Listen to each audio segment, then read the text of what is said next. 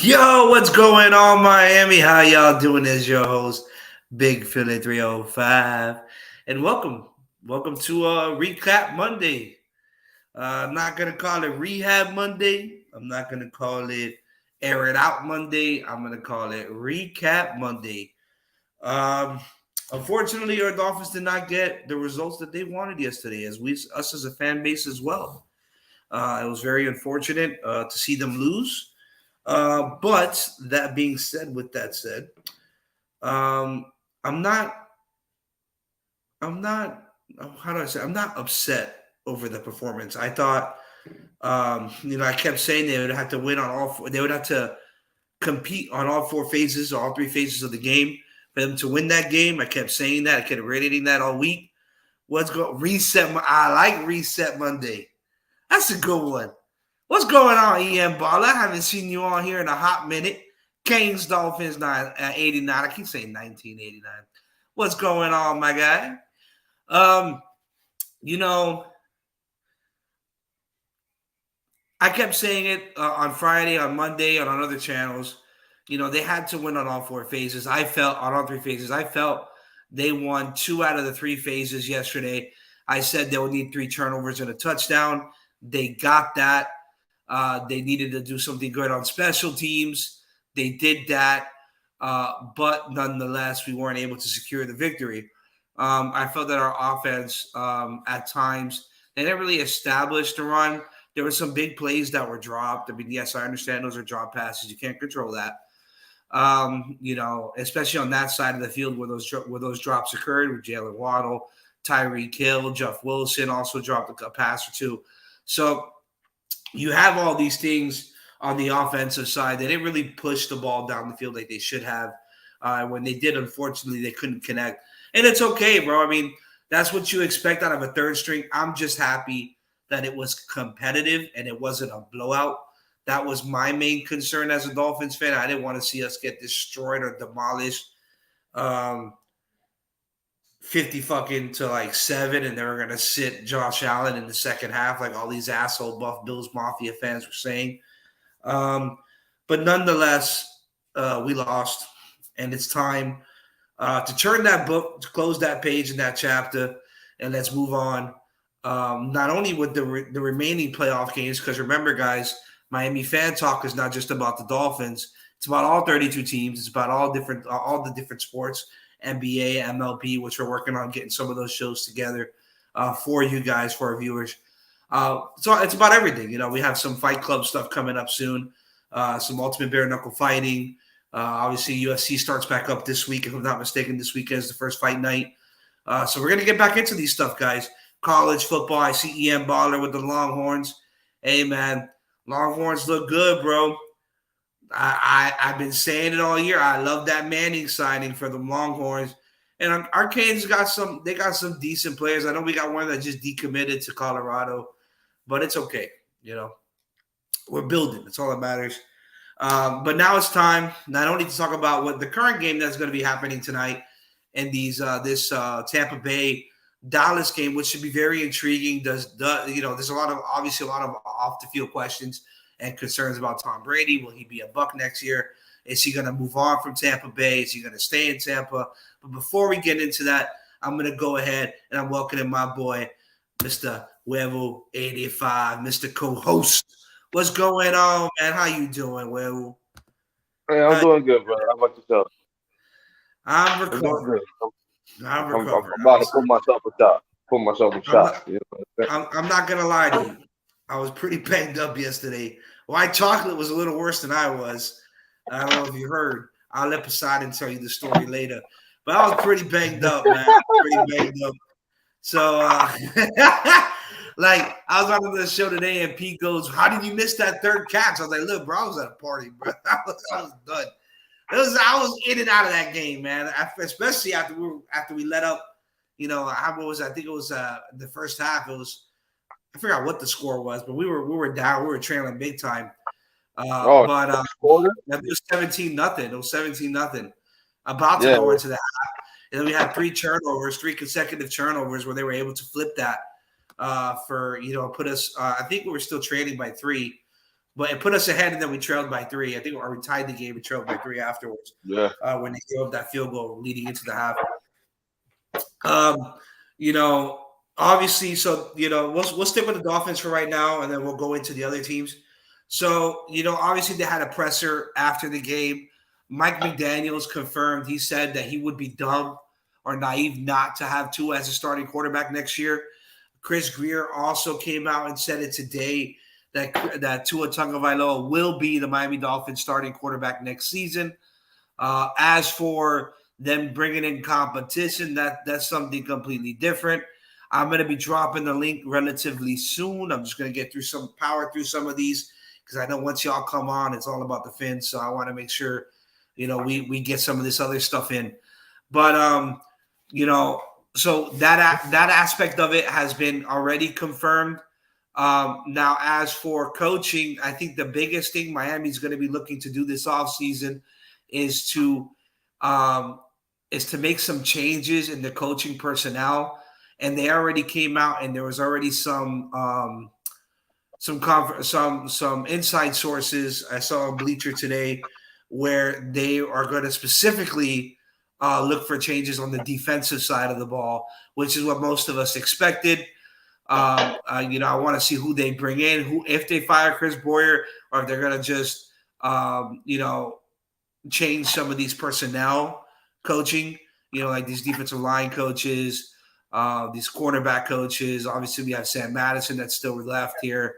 That aspect of it, or are they going to clean house and change it altogether and let that new DC that comes in bring in his own guys, which I do expect that DC, if they do go that route, he's either coming from the New York Jets or he's coming from the San Francisco 49ers, who have top 5 defenses, respectively. So will definitely be somebody in that category. I don't see it being no Vic Farg, whatever the hell his name is, that a lot of people are throwing out there. I definitely see Mike McDaniel sticking to something that he knows and he's comfortable with, and coming from those schemes. I can see that definitely happening if they decide to move on from Chris Boyer, which is the last remnants of the Brian Flores coaching tree. So I definitely want to see. I know, yes, exactly. And this is why EM Baller. This is a great point. This is why I suspect, or I expect, if they do decide to move on, the Jets are interviewing Bavel, which is our pass game coordinator / quarterback coach. Obviously, there's a connection there with San Fran and the Jets head coach, and obviously with our Dolphins head coach and Mike McDaniels. So I can definitely see them scalping somebody on one of these coaching staffs to bring in as the next DC, and then we're going to see them scout or grab some either line coaches or coaching personnel or assistant coaches to bring in to help this defense get better, which I expect it to be better. There's obviously no word on Byron Jones yet, whether or not they haven't really said anything about his future. With the Miami Dolphins, I expect him to be a part of some trade packages this offseason. And if they don't move on from him, I expect him to play. My best scenario is we run it back with what we got with the new coaching staff or with the same coaching staff. It doesn't really matter, but I'm just hoping that we're a lot healthier going into next season, because if we're a lot healthier, our defense will look a lot better than what it looked like this year. Having guys like Brandon Jones, Byron Jones, a healthy X, which I know a lot of people are saying X is washed. He's getting burnt, but he's being left on islands. Is not the same type of coverage that he would have had normally if they had a guy like Byron Jones and Brandon Jones in the backfield, because they can put Brandon, they'll put Brandon in the box because he's a little bit bigger than Holland, and they would have had Holland over top, kind of playing that rover spot, which is what we like to do. I could definitely see something like that happening more in the future. That would be the preferred, but I do see them possibly moving maybe Byron Jones, maybe X, maybe both. It could be a possibility that they do move on from both corners for some sort of capital, trade draft capital, or for trade pieces, for some other pieces that we might need. I don't see them moving on from Tua Tagovailoa. I know a lot of people keep saying that. I don't see them moving on from him anytime soon.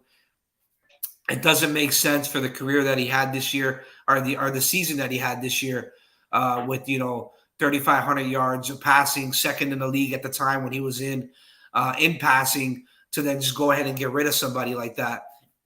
It doesn't make sense when your numbers are projected so high. So, and again, guys, you guys got to realize this is not a fan move. This is a business move, right? This is a business league. They care about what's on paper. They want to know how do we stack up. You heard Chris Greer said it. Our analytics look better. That's what they care about. They care about analytics. I was on Finn's tailgate today, and Cutler made a great point up, which, I mean, it kind of goes in after I heard this, kind of goes into what he was saying, where, Jalen Waddle, that he wouldn't mind Jalen Waddle being added to a trade package, which I thought was absurd. But, I understood where he was coming from because of the amount of drops that he had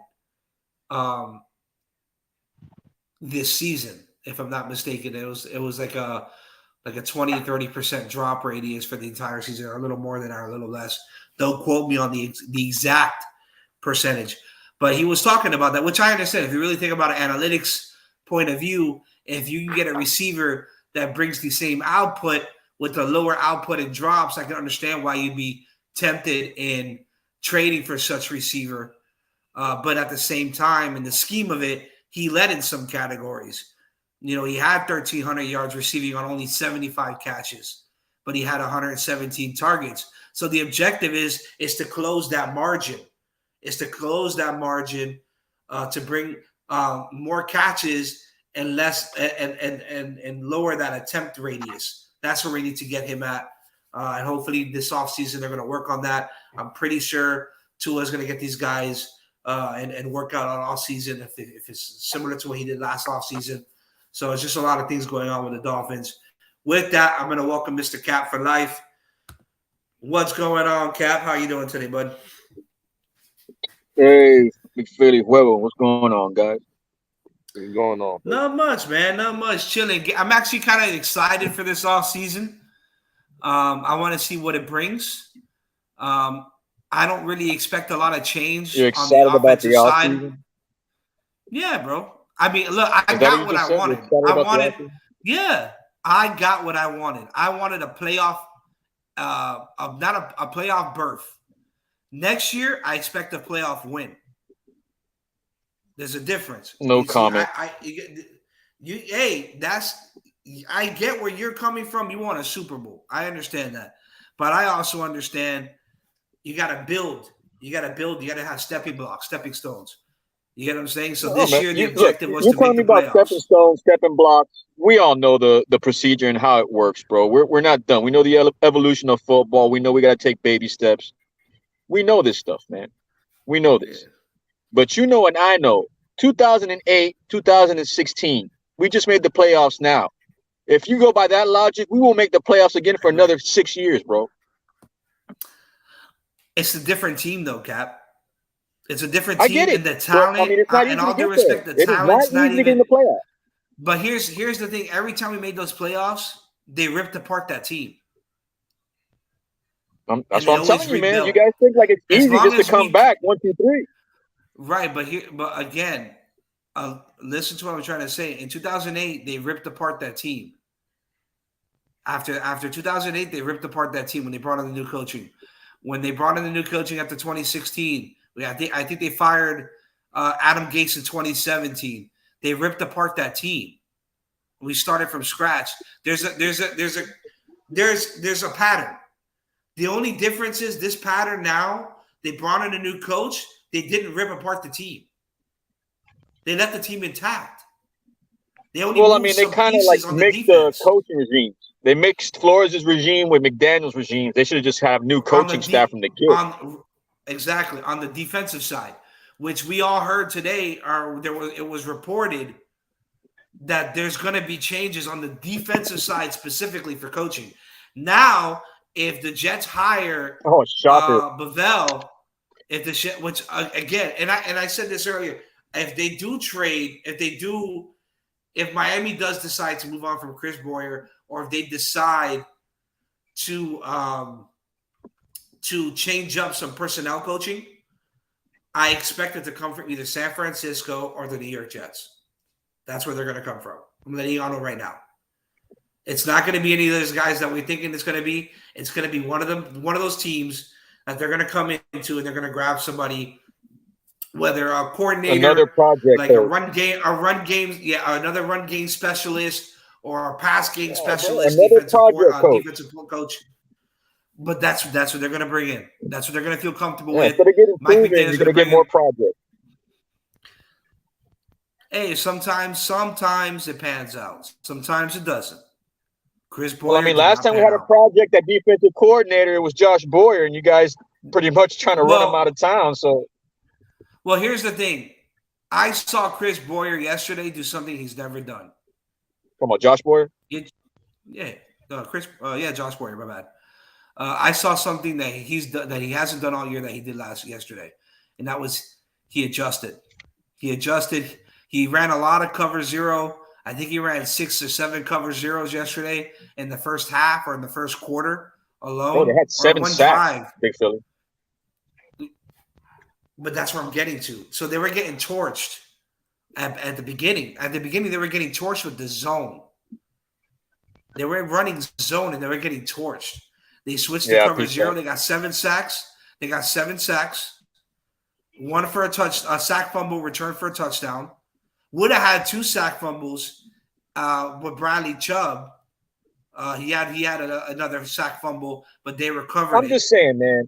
With that type of performance you're talking about right now, isn't that type of performance with a forced fumble, a return pick, 2 interceptions, and 7 sacks? You're supposed to win that game offensively. I'm sorry. And that's where I'm getting at. So the reason why we lost that game was because of the offense. We won on special teams and we won on defense. They did what they're supposed to do. Cap, you remember you were on the show that day. What did I say? 3 turnovers and a touchdown, right? Defensively. Yeah. That's exactly what they got. That is exactly what Miami got. And yet we weren't able to hold the lead because why? We weren't scoring enough. And that's the thing. Somebody kept saying it at the party yesterday, Robert. They got to stop trying to outscore Josh Allen. Where you went to a party? They need to focus on keeping him off the field. Yeah, I told you. I was going to his house. Nobody told me. You went to Vesasur. You went to Vesasur to pay for beer. No, I had my daughter come. I had to cancel at the last minute. Oh, shit. No. Because Batman said you were heading out over there. We chilled out over there in the gardens, bro. She came by. She wanted me to see her new car, show off and stuff.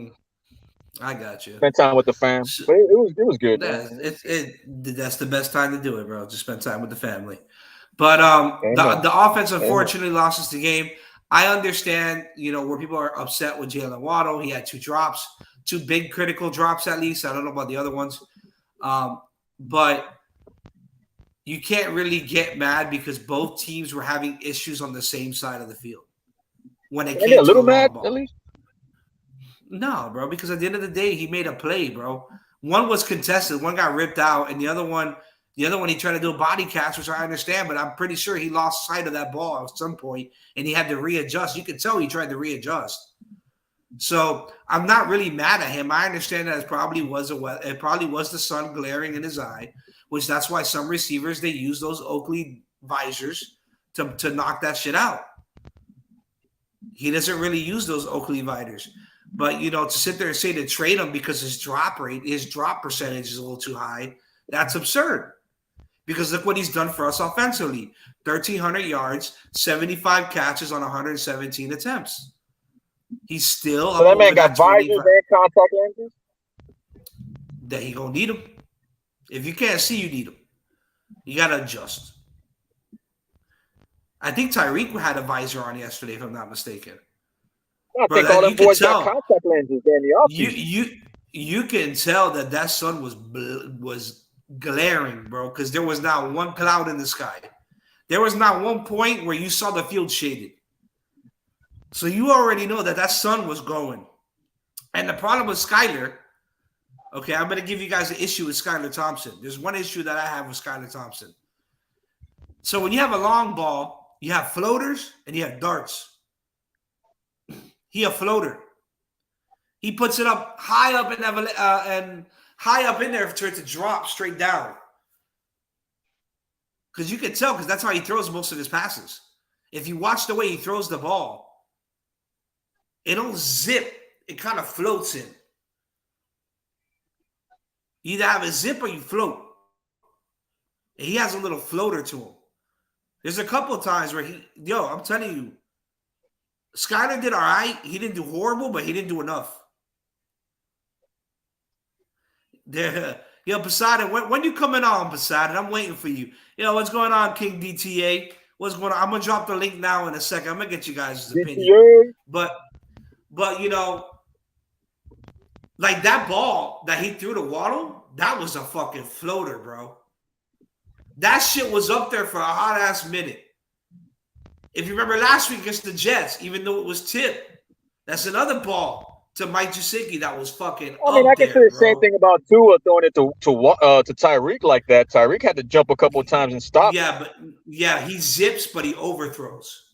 It's still a zip, but he's overthrowing it. His balls don't nearly have the elevation that Skyler's does. You get what I'm saying? That's why Tua's are darts, and that's why they look like he's underthrowing it a lot. He don't put it up there.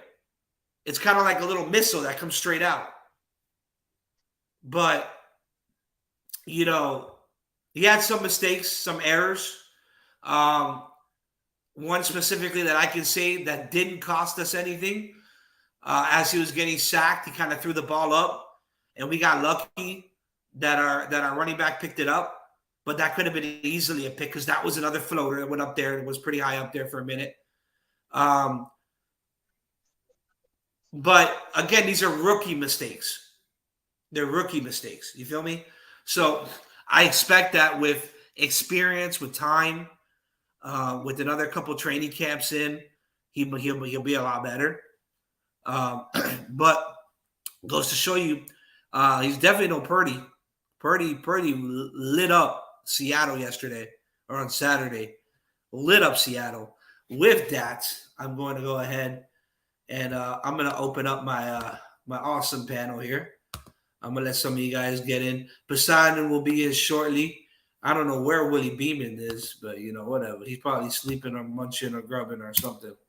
Or he's playing COD. One of the three, usually. Did I do this right? No, I didn't do this right. Hold on, let me read. Oh, I did do it right. Okay, we good. I'm just going to copy just in case.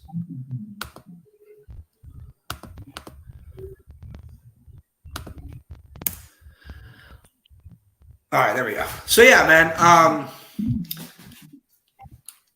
Huevo, I know you're watching because you kept calling the chat yesterday, and I had to ignore your call at least 15 times. How did you feel the game went? Obviously, as somebody who's not in a more biased opinion of how that game went.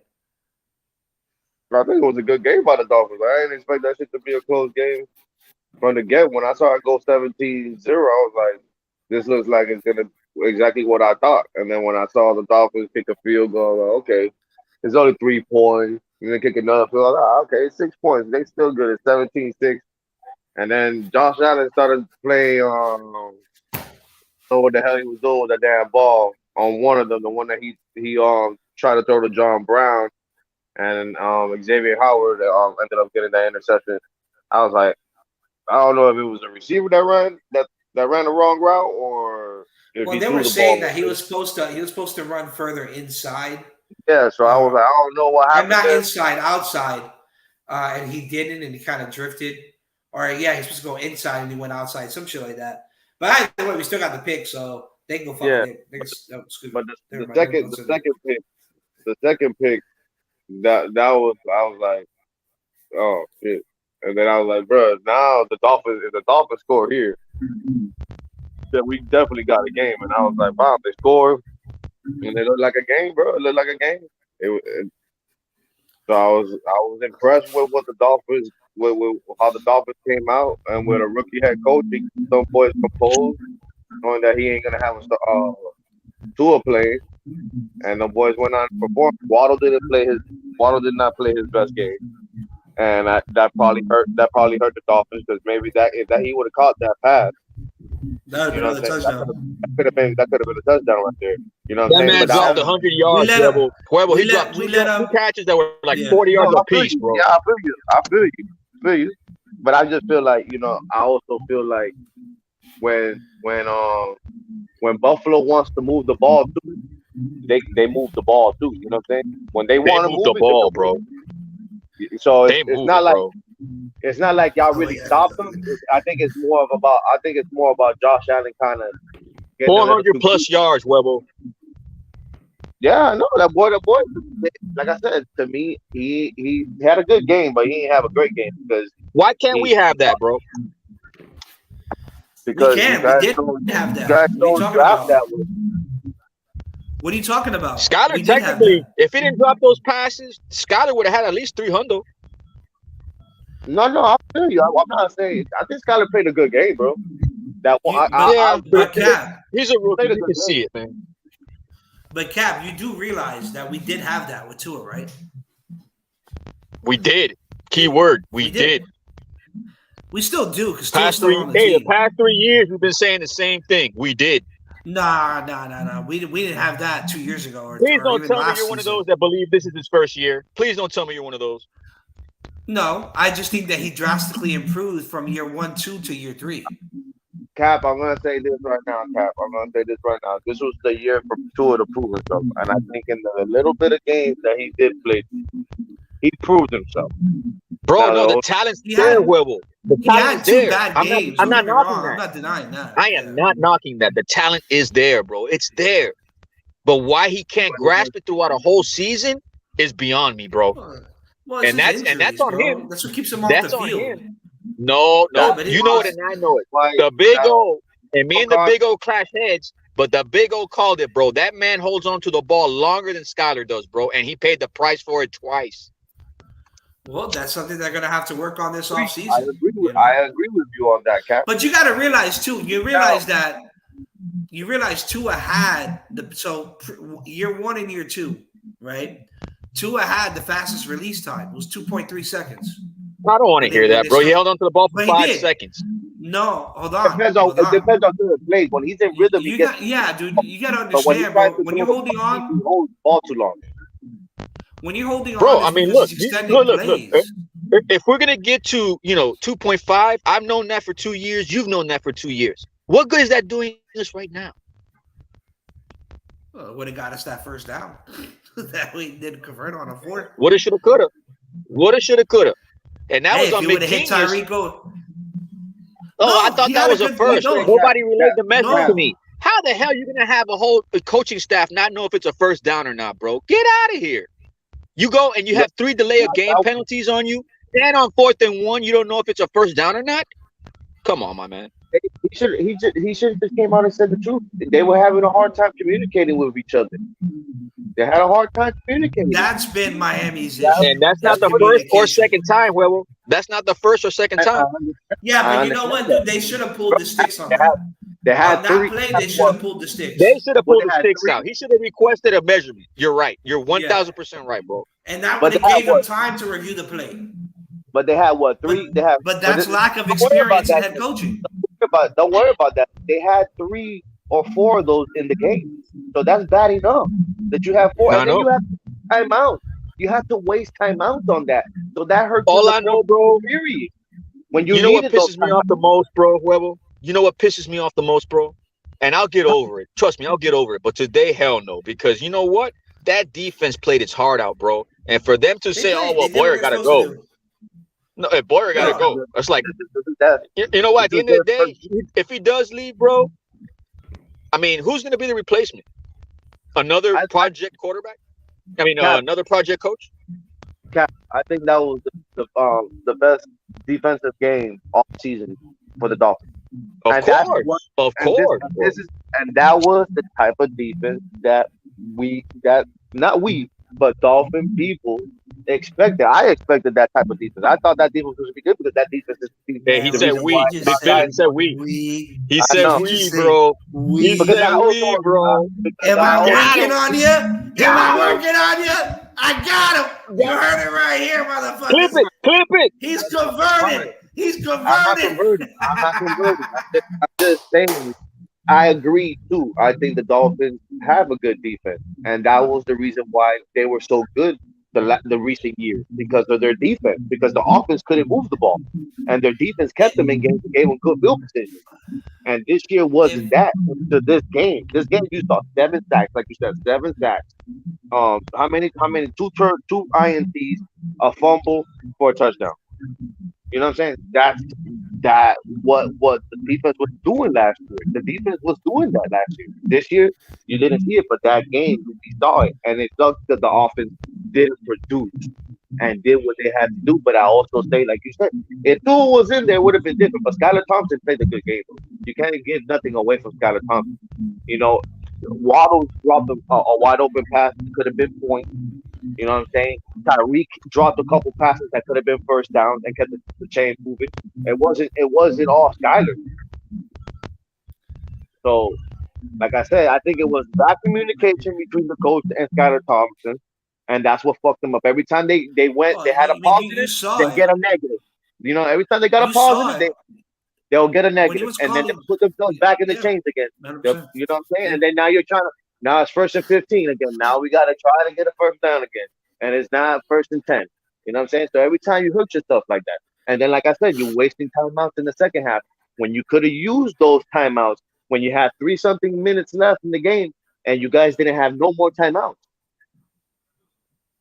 So that hurt because when y'all didn't get that first down, it was still like 3 and some change on the clock. Imagine if you had Because three timeouts or two timeouts. McGenius wasn't looking at the play clock. Had to call 2 timeouts. Yeah, exactly. But that would have been more. But this is what I'm saying, Cap. If you have four already, if you have four, delay a game, and you wasted three of or two of your timeouts on because you didn't want to get a delay of game. That means you would have had six of shit. Yup. But that's a communication issue. That's a communication issue between the coach and Skylar Thompson. He should have had a list of already plays that they were going to call. I don't. It's not that, dog. It's not that. That you, bro. That environment was hot. Period.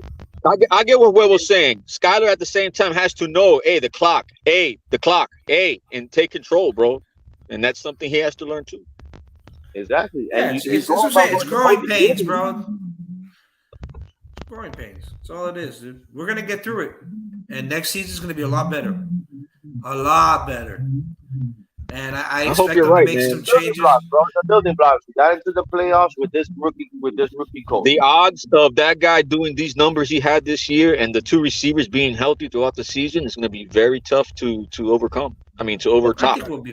I But think you we'll be can't. fine, and we'll have EZE. We're gonna have Tyndall. Cap. You can't say that, Cap, because how many games did he play? He only played what 8 games this year. That's what I'm saying. How do we know he's going How to many go games did he play? knowing With the that, past, El Campeón. the track record with Mr. him, not playing a Side. full season?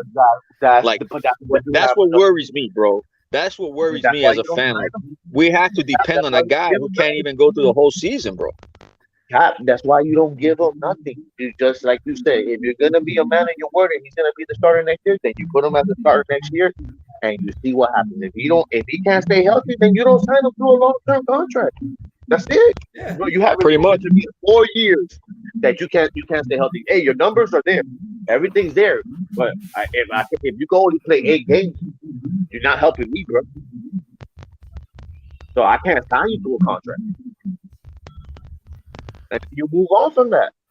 Yeah, he's got a point, and that's what I was saying. But, You know, and but if this he's way you putting up the numbers that you gotta say, you know what, we gotta give him another chance because if it wasn't for him getting hurt, then what the numbers would have been.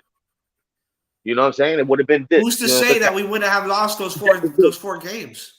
Yeah, and they would have said, oh, it would have projected to be this. So now next season they're gonna be like, okay, since he only played this is what his projection. We're not gonna put it where this would have been. We're gonna put it in the halfway mark. And if he does that, and he plays a full season, then you got it. Then you sign him. But if he doesn't, then you say, you know what? Hey, you know what? It was it was good, but you know what? We got to move on because So we what can't get if it. let's say Tom Brady, if he doesn't get hurt tonight, and he doesn't look like shit tonight.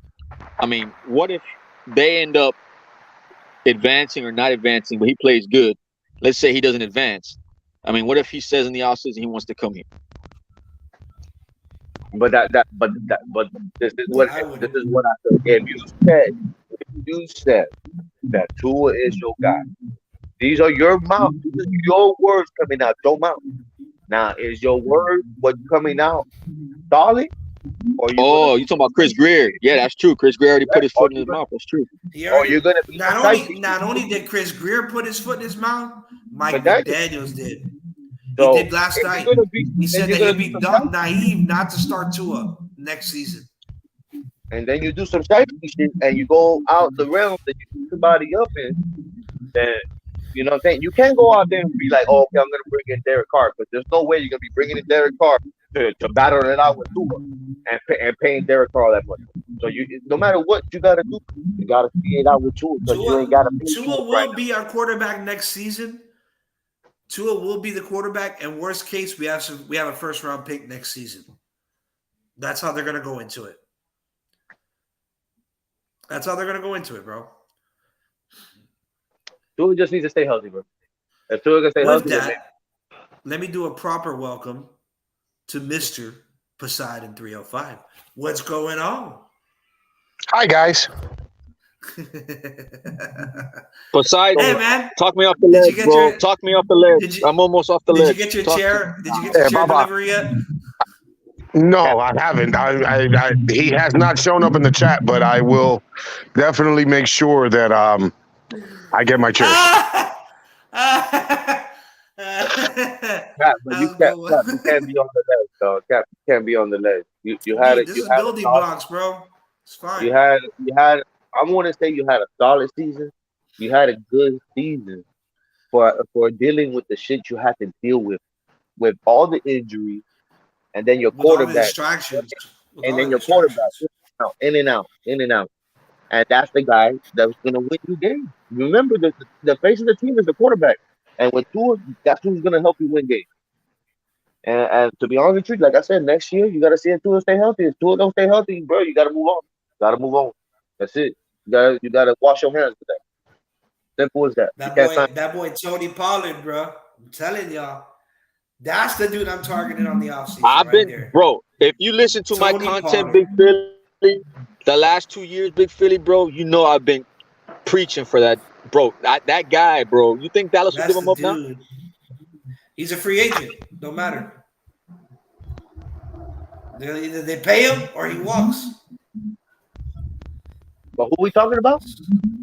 Tony Pollard. Oh, The Tony. bell cow, bro. Listen, That's the a best. beat. Oh, look, the best thing to do this off season is improve that offensive line. Of If course. you wanted to work with Tua, improve the offensive line. You already got the outside. Once The and for outside all, be good. bro. I would do You already two good on first, the outside. not two Bro, first. What we got? Second. we're only missing a No, I'm center. saying you're already good on the outside. You're already good on the outside with Waddle and Tyreek. No, You already got receivers. You got receivers. center and center. Get that protection No, as on the far as line. weapons, we're good. We need protection. Yeah. We What's need a Bones? tackle, Bozer and a is center. a free agent? That's it. Bozer is a free agent, or he's Yeah, signed he still. is. No, he's a free I agent. He think just he signed a is. I think 1 year you're deal. right. He's What a about free Wilson? agent. So he's a free agent Who? too. Wilson. Jeff Wilson's also a free agent. So then you gotta bring a running back. They're gonna And bring him back, and they're gonna bring in somebody else. if you But could, they gotta choose. if you could pick up a solid ass rookie or like a guy in the draft that's solid, why not? But don't pick him up in the first Or couple. Pick him up in the late. they run it back with the same two running back duels, which is what they wanted to begin with. Because when they're both on the field, they're competitive and they're elusive and they're productive. When they're both And healthy they and like on to the play. field. They know Mike McDaniel. they play with Mike McDaniels in San They Francisco. understand the system, so I could definitely see them retaining both those running backs, and maybe bringing in either another one or re-signing. I feel that Gaskins is the short man of the stick. They'll bring in Ahmed. Poseidon It's loves also, Ahmed. but it's also Terrorist. how much they're gonna go for. Ahmed. Bro, the entire day, all you hear is Poseidon. The terrorist! Ahmed is good, bro. Hey, I'm gonna tell you one person that I don't think fits that system. Who's that? Skylar Thompson.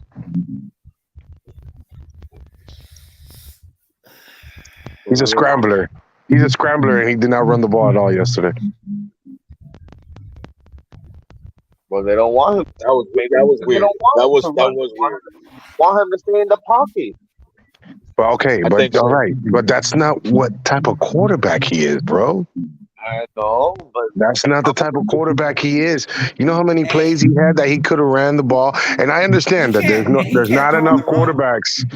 There's not a lot of quarterbacks. Maybe they don't want him to get hurt, but dude, he had a lot of opportunities to run the ball instead of throwing those. I don't know what the hell he was throwing. he runs they run a West Coast offense, bro. And it's not meant for him. It's meant for him to stay in But the it pocket. doesn't matter. It does not matter, bro. It does not matter. Even Aaron Rodgers, if he had to run, he'll run. I think any quarterback will run if they have to run. Even Tua with the concussions issues, he'll still run. You just run and slide. You run and slide. I get that. I get what you're saying. But maybe he wasn't trying to do that. Maybe he was trying to step in that pocket and make that throw. But I think we would have been in better opportunities sometimes if he would have just, instead of he was back there just running around. He's back there just running around. Like Josh Allen, you see him, he takes off when he needs to take off. All these quarterbacks take off when they need to take off. I don't understand what it is that if you got an opening like that, you got nobody open. Why not just take off? Take off. Even Kirk Cousins would run if he had to, and he doesn't run. I don't like him. I think he's he'll be a good solid backup in the league. And maybe, because he can't win you games. Can't win you games, bro. Wow. Kudos to the defense. Hey man, and they put on a show, bro. CBS came out with their ratings for that game against the Dolphins and the Buffalo Bills. Dolphins win over Buffalo, average 30.5 million viewers. Game peaked with nearly 40 million viewers. So there was a lot there. There was a lot of people watching our Dolphins. That must have been at the halftime. Unfortunately. That was probably at halftime when they seen the score was 17-0. I'm pretty sure a lot of people changed the channel. No, we flipped it before half. That was after the first quarter. Yeah, we did. At halftime, before half we tied the game, and then they drove down the field right before the halftime and kicked the field goal to go up by 3 points at the half. We did. Well, maybe they turned off the TV at the first quarter. They threw 2 interceptions back to back. Remember, we scored with 3 minutes left. They came back on the field, threw another pick. Miami scored again. We had 9 points. Then we scored some other shit. I forgot what it was. We scored 3 times, but before the half ended. I scored 13 points, I think. Yeah, we scored 17 points in the second half. And Buffalo 14 points in the first half, 6 points in the second, which put them at what? 20 points? 20-17. They were up by 3. 20 points in the first half. Yeah. Y'all put up 17. Because we tied it. We could have went into the half tied, but they drove down and scored with like less than a minute left. Like I said, man, Buffalo, when they wanted to move that ball, they moved that ball. And chunks. And I keep saying it. in Their chunks. problem is that they don't fucking run the ball. Yeah, I agree. They don't run the ball. Don't They don't. fucking No, run the ball but enough. we had that issue. We had the issue yesterday as well. And Skylar Thompson had opportunities to run the ball, and he did it. Yeah, I feel you. I get that.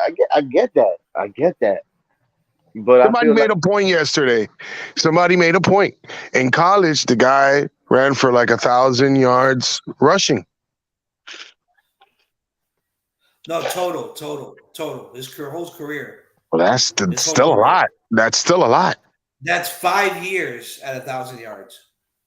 5 years, sure. Oh, Yeah, okay. he was a 5 year senior thing, freshman. I get the fact that Redshirt. he could have moved around and his legs to do that shit, but maybe that wasn't in the game plan. Maybe they were like they wanted him to stay in that pocket because the pocket wasn't collapsing and he could make the throw. Yeah, but okay, But but same thing then with Josh Allen. I don't understand. then Sometimes try to throw the ball while you're getting tackled. Like, come on, that's not smart at all.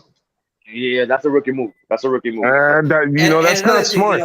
He did that on the last game too. He did that versus the Jets as well. That's that rookie. I don't want to take the sack, but I hold on the ball too long. So let me try to throw it now. And that's what it is. And that's what it is, dog. Doing that Carson Wentz bullshit. Well, that didn't work out too well. We could have won that game. I'm be honest with you. Could have won that game because the game could have gone either way. So I'm just happy that we didn't get blown out. That I think it was a solid that ending. was my thing. I didn't want to get blown out, and that it sure did look like that in the beginning. Sure did look like it. It was like, man, what the fuck is going on, man? We kept saying it. I was like, oh, this is what we were scared of. Here we go.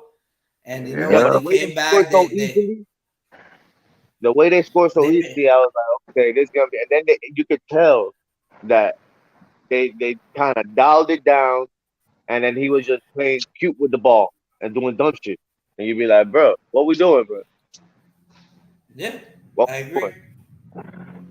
I wouldn't take away. And again, and Tyler was the option that we had. Skyler was the option that we had.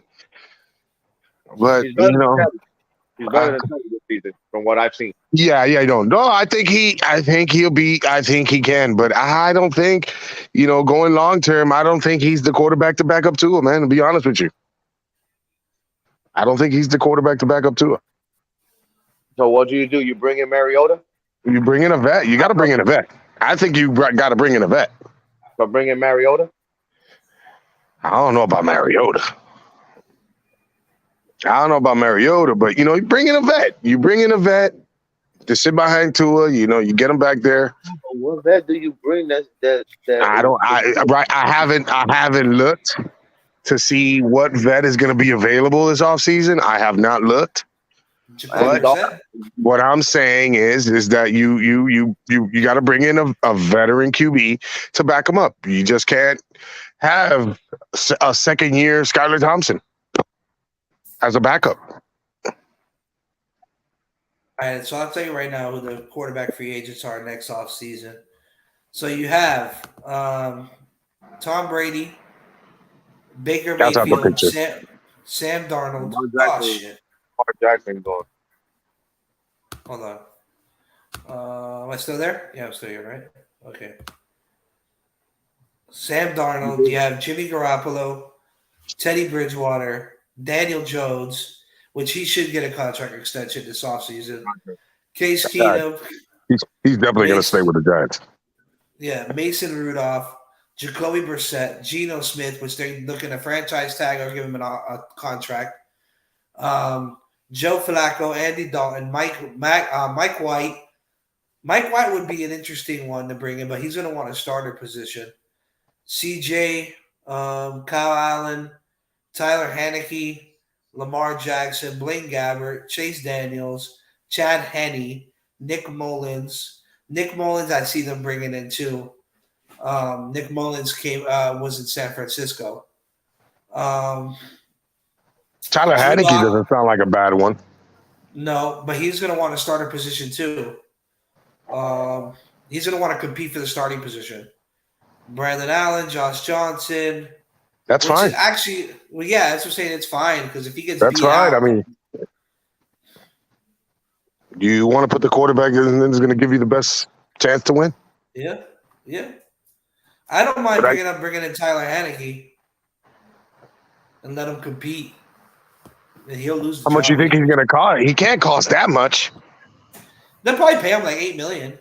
They'll probably pay him like $8 million, like what they did with Teddy, with a $10 million incentive structure in Definitely case this Teddy got to guy go. goes down. Teddy got to go. Yeah, I think Teddy needs to hang up the cleats. Yeah, Teddy Henry. yeah. Teddy's done. Teddy's done. He needs to hang up the cleats and move on. Oh, look who decided to grace us with his presence, Mr. Willie Beeman. What's up, motherfucker? What's going on, Willie Beeman?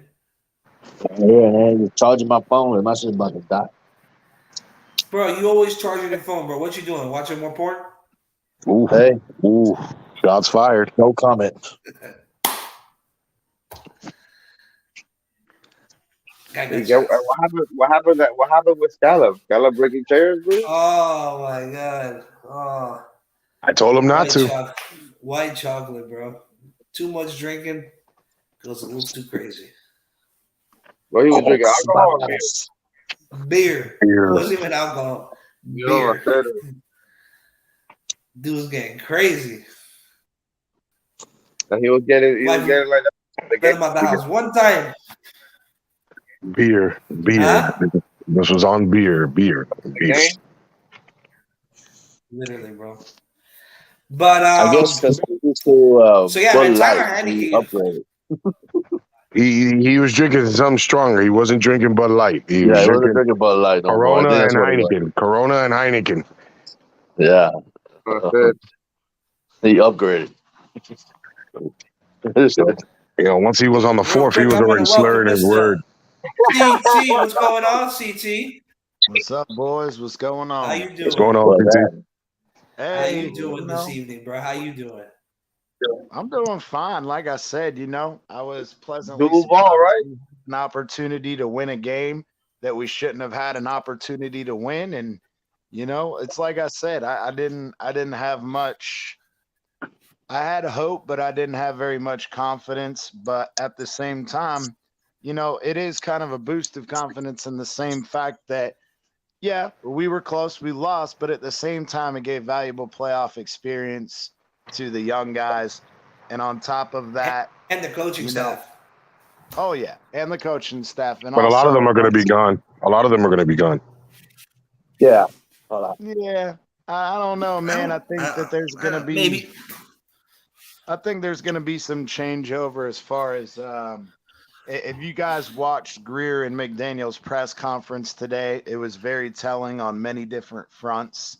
And one of them was when they were asked about special teams and Crossman and whatever, they kind of went mum on that. And they were just like, well, we like the guys we have, we think that, we can get some more talent in there, as far as depth pieces or whatever. They talked about Channing Tindall playing, special teams and whatever, but guess who they didn't talk about in the least? Didn't even mention his name. Crossan. Not once did they mention Crossman, who's our special teams coordinator. So I have a feeling he might be gone. They did talk about Boyer quite a bit. I think they're going to give Boyer another year with the injuries that happened. See him going anywhere. Though, yeah, I don't. The way they spoke about Boyer and the injuries and whatever, I think that they're going to stick to their guns on that, and I think they're going to give Boyer another year. That means it's not McDaniels. That means that he has. But do you? Confidence. Do you give him another chance?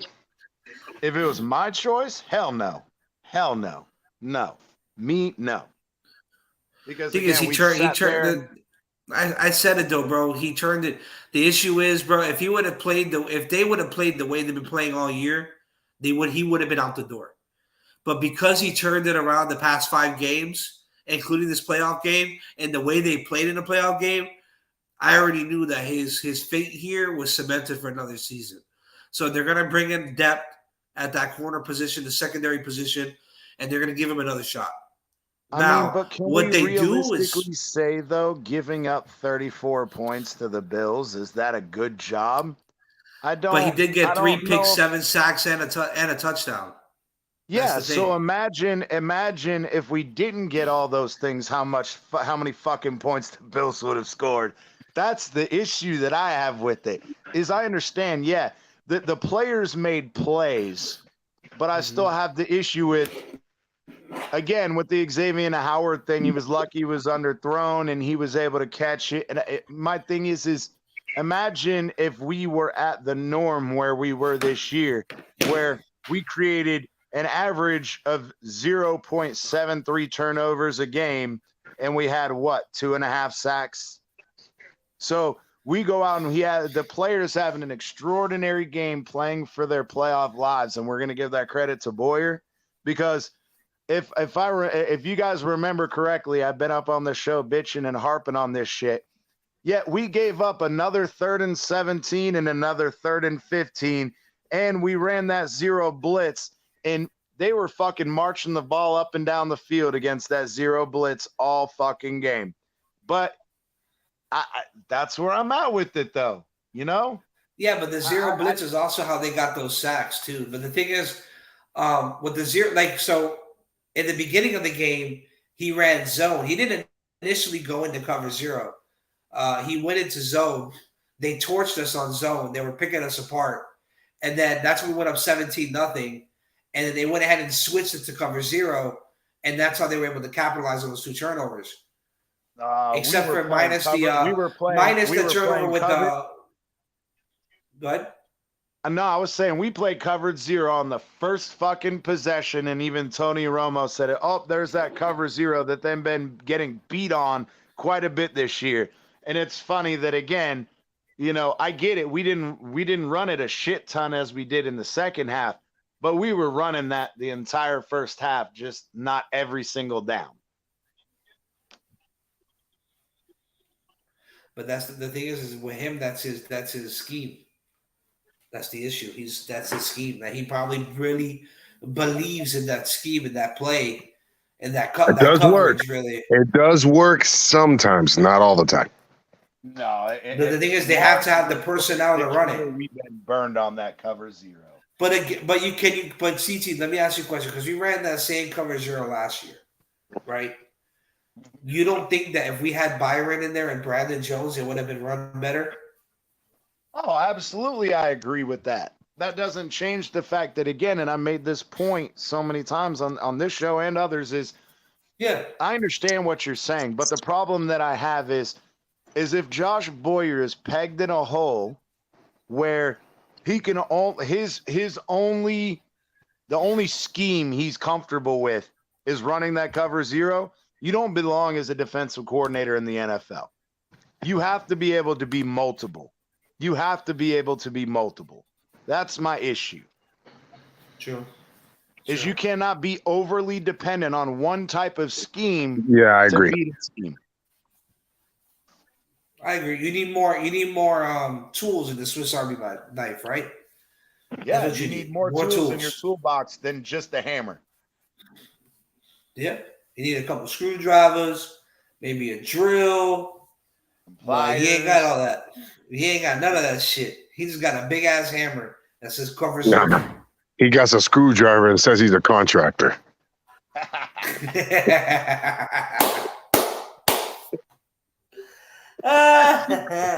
got his sledgehammer. He's got his sledgehammer, and he goes, "Oh, that square peg doesn't fit into that round hole. That's all right. If I slam it enough with this sledgehammer, it'll go through there."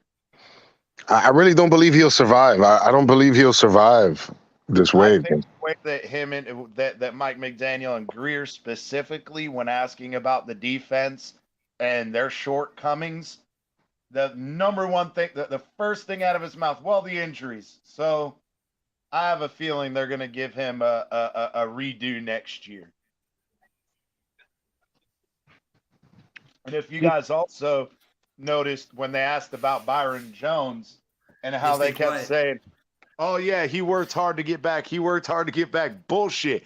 It doesn't take a year to fucking recover from that injury. A year and Even a if you half. had weekly setbacks, you still wouldn't take all year to fucking do it. So they're lying out their asses to every one of y'all who will eat that shit up. Byron Jones has been fully healthy for months. Again, that was a business move, which I understood. Just the same as Lamar. Now we know that was really a business move and not really more of the fact that he had a setback. And kind of like what he's been saying, what he kind of like that cryptic message that he came out with today, kind of goes to show, and I don't blame him for it, because at the end of the day, why put yourself at risk? And the type of player that he is, why put yourself more at risk playing those games, and if you're not even sure of your financial future with this team? So the same with Byron. I understand where he's coming from. But has he done enough? Has he done enough to even be a player of that stature? Has he done enough? So. I don't. I think that, again, if you compare him, last year and playing with Howard and all that and having Brandon Jones and yada, yada, I get it. But the thing is he still wasn't even a top 10 corner last year. He was a top maybe 20, 25 corner. So it's not like Xavier Howard, which obviously last year was the number one. You get what I'm saying? But he wasn't even close to Xavier Howard, and the fact that we're even paying them close to one another is absolutely fucking ridiculous. The issue is, bro, the problem with what you're saying, CT, is I get where you're coming from. Yeah, he was well, when we signed him, he was a top 10 corner. He dropped more like to middle of the pack. But the issue is that X's play was a lot better with him on the lineup than with him without him being on the lineup. His play was completely different. Yeah, but you can't. Like but those are comparing apples to oranges, though, because we've also had the conversation that Xavier Howard has had this growing injury for fucking 3 or 4 years now. And I'm sorry, but Xavier Howard is on his physical decline. And that's okay. He's not a top corner anymore. That doesn't mean he can't be serviceable for us. But at the same time, if he can't stay healthy, if we're making the arguments that Tua needs to go because he can't stay healthy, isn't that the argument to get rid of X and Byron and all these other guys who can't stay on the field too? Yeah. So what you saying? We refreshed the secondary? No, he's not saying that. Oh, no, I'm saying I would rather making a point. X. I'd rather keep X, get rid of Byron. He don't want to fucking be here anyway.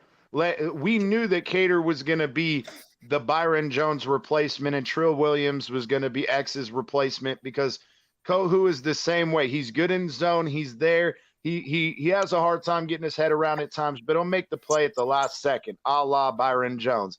Trill Williams is super physical, super aggressive at the line of scrimmage. He's a ball hawk, a la Xavier Howard. If Xavier Howard is willing to take a restructure and take less money, absolutely keep him. Byron, you're gone. Sorry. And look, let Kohu and Nick Needham when he comes back. Hey, if Kohu's better on the outside, leave Kohu out there and bring Nick Needham back in. If Trill, if Trill is the one that beats out Cater for the other outside spot, have Trill Williams and Xavier Howard. Get rid of Nick Needham. Let Kohu play in the slot. Have Brandon Jones and Holland, and you're set, bro. All I'm saying is we have options. We have options. That's all. Well, I feel like X is going to be more motivated next year because it's contract year. So yeah, but I think that he's going to want to play hard anyways next year. Yeah, but not that he's not play harder, but X knows he's on the physical decline. He knows it. Yeah. So it's not like it's a surprise. Real quick, so a little breaking news. I mean, I'm not sure exactly when this. I mean, I know it aired today at about 4 p.m. The Arizona Cardinals announced they hired their new GM, Monty Olsenfort. He's 44 years old. Spent the last 3 seasons as director of player personnel for the Tennessee Titans. Before he spent 15 seasons with the New England Patriots, helping the franchise win 4 Super Bowls in 2020 and 21 seasons. So basically, he's a New England product. A New England product. They bring it over to Arizona. That means they're cleaning Who house. They're also, cleaning house. yeah, that Yeah, spent some yeah. time with the Tennessee Titans. So essentially another Chris Greer. That's great. Yeah, They're cleaning house Yeah. over there. yeah. I'm interested to see what happens with Kyler Murray and his contract and what their plans are for Kyler. I really do hope that they do focus on him, bringing him, and I hope they don't dismantle the team because the team is good. They just have some missing pieces that they need to bring in. But definitely, cementing that core in D Hop and Kyler would be fantastic for the Arizona Cardinals. But there have been rumors that they're looking to shop D Hop around to kind of get some of that draft capital back that they gave up to the Houston Texans. So there's that. Go ahead. No, I was gonna say I got a question of the panel because I heard the whole they're going to allow Kyler Murray to have significant say in who's going to be the next head coach. Do you guys agree with that or not? I And do. why? I do. And the reason being is you need to have a coach that understands your capabilities and play style. And if you have a coach that can focus on that and game plan around that, you'd be more successful and more comfortable in that offense compared to changing it all up completely. And that's something that Deshaun Watson was upset about with Houston, where he wasn't really involved. They brought in somebody that really wasn't compatible with him, or at least he felt that way. And look, ultimately, what happened. So, I could definitely see why he would want, somebody that he can get coached No, by. I understand that part. I'm saying from the new GM's perspective, you're coming in a new GM, you're being, this New England guy, fuck Hey, you, no, I do what I want, yada, yada, yada. That's where I was more along the lines of not from his perspective, but from the new GM, if that makes sense. So from the GM's perspective, I would say that your owner, your boss, made the commitment in making him the franchise quarterback by paying him all that money, and you're stuck with him, so you better make him happy. Because if he's not successful, you're not successful, which means you're out the door eventually. So if I'm their GM, I'm like, yo, who do you want? Who are you looking at to come in and be a head coach? And then he'll interview him. He'll give him his shot. But if Buddy don't pass the interview, that's not on him. But he'll Now let me ask you. take it to.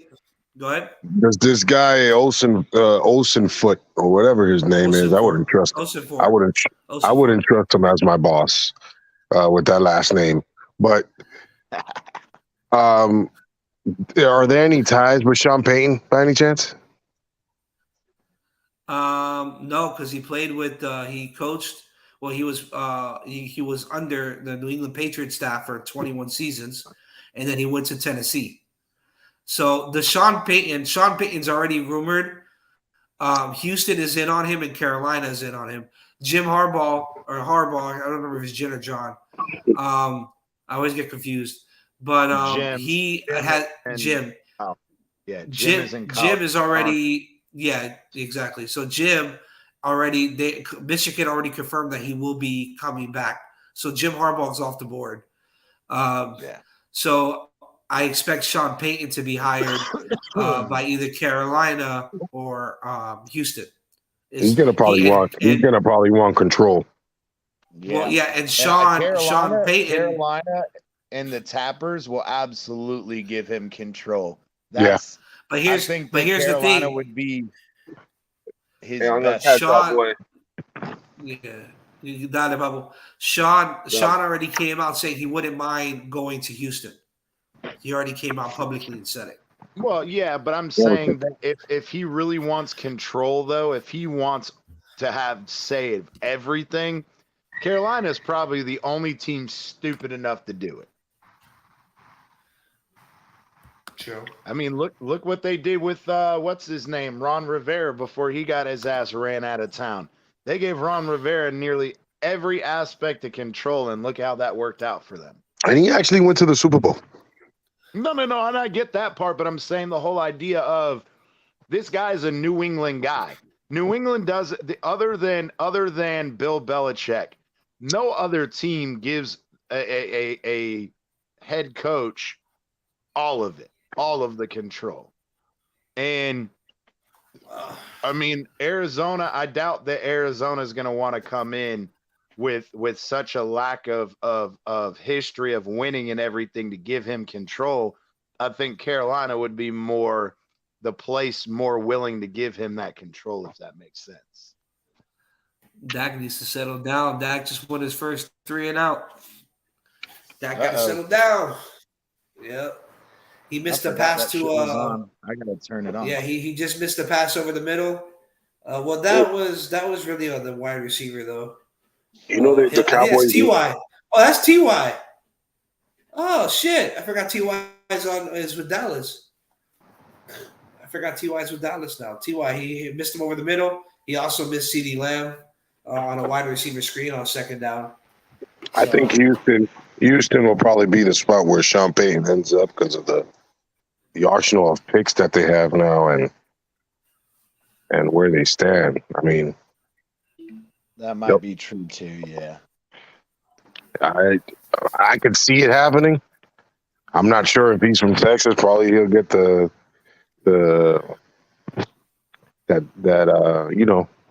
hometown. This kind of, I don't know I think he's from Texas, isn't he? Who's Sean? I don't know. Yeah. My question though is Houston gonna give somebody full control after they gave what's his name control and O'Brien?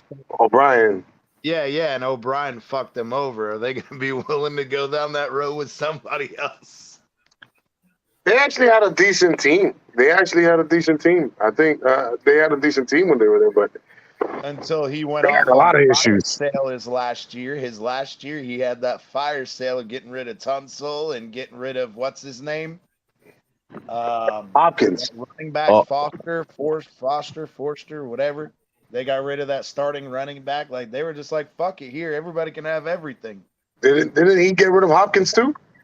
Yeah, he got rid of D Hop too. Yeah, bro, he just fire sailed that last year. He just said, fuck it, we don't need nobody. Yeah, all these guys are mine. Case Dolphins. What's going on, boss?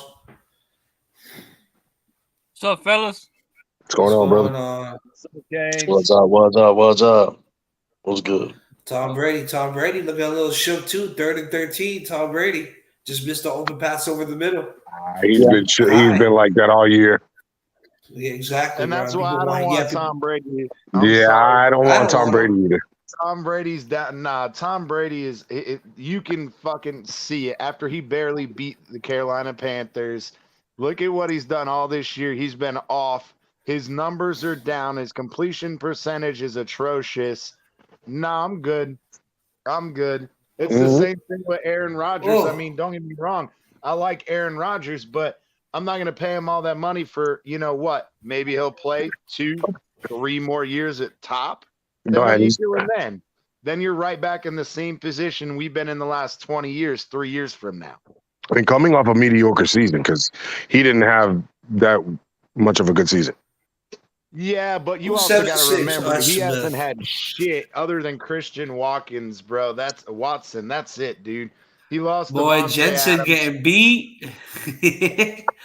Oh man, they activated Jensen, the center for for Tampa for this game. He came back off of IR. He got just destroyed over the middle. That's what you're waiting for all season, guys. Yeah. Literally, he just got beat, bro. Just destroyed him and Parkers. They got a flag for holding. That was somebody I wanted in the draft, bro. Parsons. He was fucking. Oh yeah. That's where it's at. Yeah, no. But you know what? I'm satisfied with Phillips, to be honest with you. Yeah. Phillips has been satisfied with Phillips. I mean, from heaven. I think he's been very consistent. And you know, he had concussion issues. Issues in college. He retired from football in college because of it. Yep. At UCLA. Who are you talking about? Phillips, Jalen Phillips. No, Phillips. he went to Miami. In Miami, no? No, it He was was at UCLA. Ohio State. UCLA. Sorry.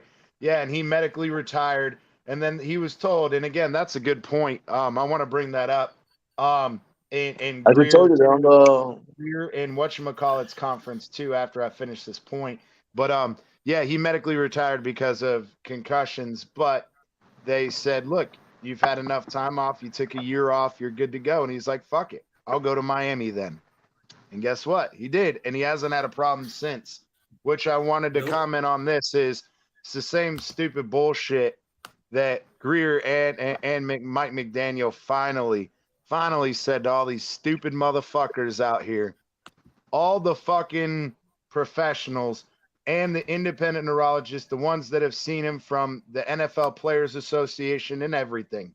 He does not need to fucking retire because he does it. Yeah, I agree. So Yep. please stop that fucking stupid ass. He needs to retire. Oh, he's more likely to have a concussion because he's had 2 now.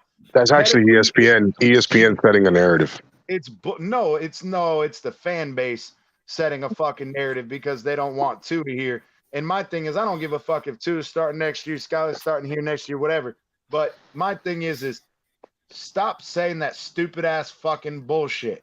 It's fucking factually incorrect, and you're absolutely stupid because I've came out here for months and told you that the medical fucking record shows that's bullshit. And nobody wanted to listen. And guess what? It took Mike McDaniel and Greer in a press conference to shut that shit down for the fucking stupid motherfuckers out here still believing in that bullshit. Yeah, I agree. I think that's. My stump. I apologize, Big Philly, but that shit rubs me the wrong way. No, you're right. You're right. You're right. No, CT, you're absolutely correct. You're absolutely correct. But the thing is, I've been saying this shit for months, and people want to argue, acting like I don't know what the fuck I'm talking about. Well, again, just like with Byron Jones, I was correct. When Tua had a broken rib last year, I was correct. Will Fuller, I was correct. When are y'all gonna fucking learn? When are y'all gonna fucking learn? You don't have to agree with me on my football takes, but my medical takes are fucking unarguable. Yeah, no, look, Tua came back from a hip injury that people thought he wasn't going to recover from. Hasn't had an issue since. He's had issues with other things. Yeah, and that's my thing is, and I agree with that, and that's where I've made the conversation. If you want to talk about injury prone, oh, because he hurt his finger, oh, he cracked the rib, whatever, I can understand that aspect. The rib thing is solved.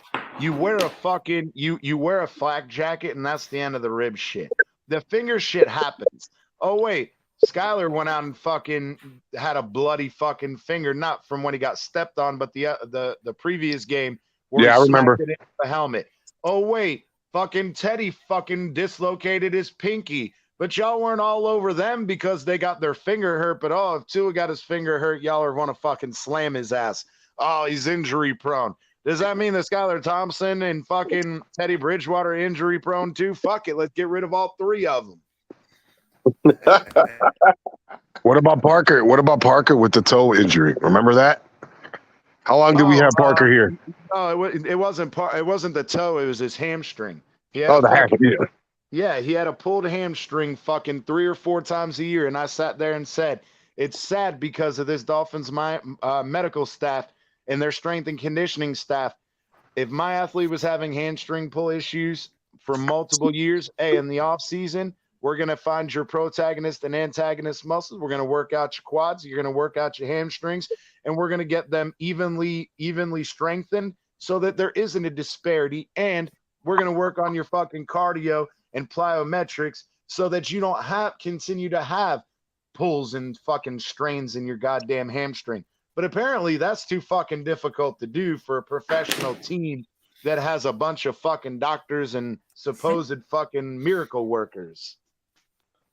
The same ones that couldn't 100%. fucking diagnose Tua with a broken rib for 4 fucking days when the medical standard is you take him into the x-ray room. If he doesn't have an x-ray, you do an MRI the next day. And if that doesn't show you definitive proof, you have the ability to use a bone DEXA scan, and it will 1,000%. It is the industry gold standard for finding fractured, even fucking minute fractures. But they didn't do that until fucking Thursday, 4 or 5 days fucking later. That's ridiculous, bro. The standard that standard of care is absolutely fucking ridiculous. And these are the same guys that were taking care of Parker and Will Fuller and Byron Jones, who magically didn't come back from a cleanup surgery that should have took him 2 weeks to come back from, and it took him fucking 8 months, and he's still not healthy. Bullshit. You got a point. Crazy. Bullshit. Bullshit. It's bullshit. I'm reading some of these comments. I'm reading some of these comments today, like on Twitter and other spaces. And like I'm reading one now. Tua's going to be a potato if he takes one more hit. You have another one, which I find this one hilarious. Guy is injury prone. He's not a great passer from the pocket. I don't know what the fuck he's watching. It's still his Achilles heel. I don't know what the fuck he's watching, but okay. I know, because the funny in fact, thing is, that's though, what he's known for.